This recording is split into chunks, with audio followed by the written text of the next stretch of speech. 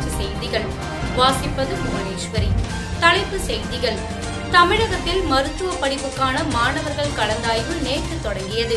இந்நிகழ்ச்சியில் கலந்து கொண்டு பேசிய தமிழக முதல்வர் எடப்பாடி பழனிசாமி, என் வாழ்நாளில் இன்று பொன்னான நாள் என்று பெருமிதத்துடன் தெரிவித்துள்ளார்.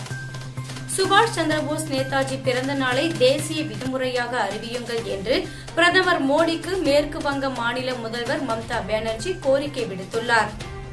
மருத்துவ கல்வி மாணவர்கள் சேர்க்கை ரேங்க் பட்டியலில் பிற மாநில மாணவர்கள் தமிழக மாணவர்கள் பட்டியலில் எப்படி இடம் பெற்றுள்ளனர் என்று திமுக தலைவர் மு.க.ஸ்டாலின் கேள்வி எழுப்பியுள்ளார்.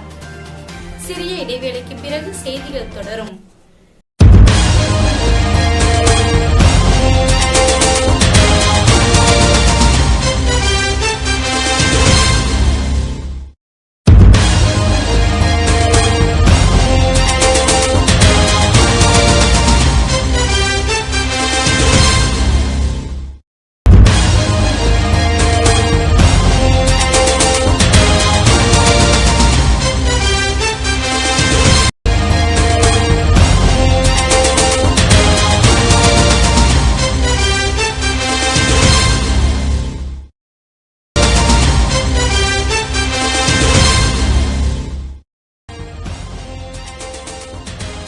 செய்திகள் தொடர்கின்றன.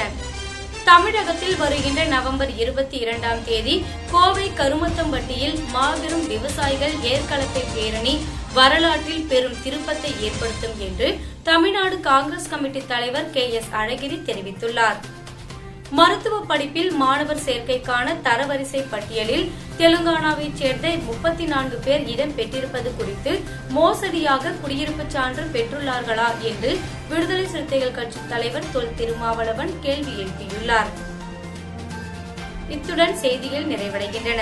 நன்றி, வணக்கம்.